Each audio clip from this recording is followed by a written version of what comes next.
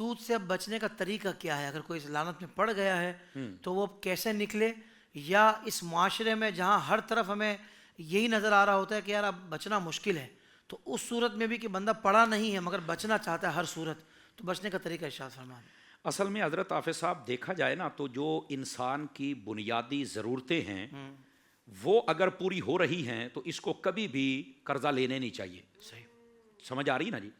اصل میں ہم لوگ جو ہیں اپنے بچے کا عقیقہ بھی کرنا ہے نا تو ہم ایسے ہی 5 لاکھ روپیہ قرضہ اٹھا لیتے ہیں۔ اب برادری میں ناک نہیں رہتی، وہ ناک بچاتے بچاتے پورا جسم کٹوا بیٹھا ہے، ناک کوئی نہ کاٹ ڈالیں۔ اللہ، تو کہنے کا مقصد یہ ہے کہ جب تک ہماری ضروریات ہم نے محدود کر دی نا تو مجھے نہیں لگتا کہ جو ضروریات محدود کر دے گا اور اپنی خواہشات جو اس زمانے میں جو لوگ ایک لگژری زندگی گزارنا چاہتے ہیں اس حوالے سے اگر ان کو آپ دور کر دیں، جو انسان ہے اللہ نے آپ کی ضروریات کے لیے جو چیزیں بنائی ہیں اگر ان پر آپ جمع ہو جائیں تو میں نہیں سمجھتا کہ آپ کو قرض لینا پڑے گا۔ ہاں کئی مرتبہ ایسی صورت ہوتی ہے یکدم مال تلف ہو جاتا ہے، چور ڈاکو لے جاتے ہیں، XYZ کوئی بھی آگ لگ جاتی ہے، کوئی سانحہ ہو جاتا ہے، اس صورت کے اندر اگر آپ نے لینا ہے تو آپ سب سے پہلے اپنے دوستوں کی طرف رجوع کریں،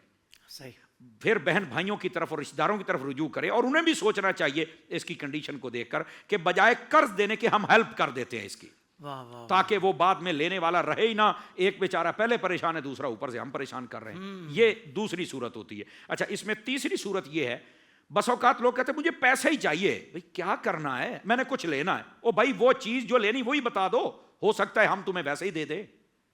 تو بسا اوقات اس کے بچنے کی ایک صورت یہ ہے کہ آپ پیسے ہی نہ لیا کریں، آپ کسی کو بتائیں گے کہ مجھے یار یہ چیز چاہیے، مثال کے طور 4 پائی چاہیے، تو آپ پیسہ لیں گے اور پھر وہ لے گا، پھر آپ اگر 4 پائی والے کو بتا دیں تو ہو سکتا ہے وہ ویسے ہی آپ کو دے دے، آپ کو جگ گلاس چاہیے ہو سکتا ہے وہ ویسے ہی آپ کو دے دے۔ تو مطلب یہ ہے کہ اگر اس چیز کی طرف بھی آ جائیں تو ہمارا بہت سارا کم ہو سکتا ہے کم۔ اب ایک تو ادھر اس سے قرضہ لے لیا، ٹینشن باقی رہے گی، ادھر سے یہ مہنگا، جب آپ اس کو صورتحال سے ہی بتا دے ہو سکتا ہے یہ ویسے ہی دے دے، واہ واہ واہ واہ، خیر خائی کے جذبے سے آپ ویسے ہی بچ جائیں گے۔ اچھا، یہ اس کی تیسری صورت ہے۔ چوتھی صورت یہ ہوتی ہے کہ آپ اللہ کی بارگاہ میں دعا بھی کریں کہ یا اللہ مجھے کبھی ایسا موقع پڑے ہی نہ، ساڈی پنجابی کہتے ہیں لوڑ دی تھوڑ نہ پوے، واہ واہ، سمجھ آ رہی نا جی؟ موقع پر اللہ کی رحمت سے سارے معاملات آسان ہو جائے، یہ چوتھا یہ طریقہ کار بزرگوں نے لکھا ہے اور اس کے مطابق زندگی بسر کریں۔ ہاں اگر کوئی پڑ گیا ہے اور نکلنا چاہتا ہے تو اس کو چاہیے کہ اپنا جو طریقہ کار ہے وہ دیکھے، اگر گھر کی کوئی چیز بیچنی پڑتی ہے بیچ دے، چونکہ اس کو یہ پتا ہونا چاہیے کہ قرض لینے کی بھی اجازت اس وقت ہے جب بندہ سمجھے کہ آخری سٹیج پر ہو، کھانے پینے کی بھی کوئی چیز نہ ہو، مرنے کے قریب ہو، طرز ہے۔ اچھا، یہ چھوٹی موٹی باتوں پر آپ کیا جناب علی لے کے بھاگ نکلتے ہیں، تو چے جائے کہ سود نہ نہ نہ نہ نہ، اس کی طرف تو ویسے ہی جانے کی اجازت نہیں ہے، بلکہ نبی پاک علیہ السلام نے یہاں تک فرمایا یہ جو قرض ہے نا، قرض یہ جو لے وہ دے دیا کرے۔ اگر کوئی مقروض تھا اور اللہ کی راہ میں شہید ہو گیا، فرمایا شہادت کے بعد پھر زندہ ہو، پھر شہید ہو، پھر زندہ ہو، پھر شہید ہو، 3 مرتبہ فرمایا پھر بھی اس سے کہا جائے گا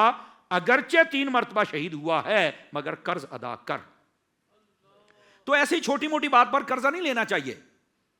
تو اگر کسی چیز میں مبتلا ہو گیا، نہیں پتا تھا جیسے آپ نے کہا ہے، تو اپنے گھر کی کوئی چھوٹی موٹی چیز، کوئی زیور، کوئی اگر کوئی یہ زائد ہے نا بیچ دو، اس لعنت سے بچ جاؤ، اللہ تمہیں سکون بھی عطا کرے گا اور غیب سے ایسا سبب لگا دے گا کہ تیرے سارے کام ٹھیک ہو جائیں۔ واہ واہ واہ، تو یہ ایک طریقہ کار علماء نے اور شریعت نے لکھے ہیں جو میں نے آپ کی خدمت میں عرض کی ہے۔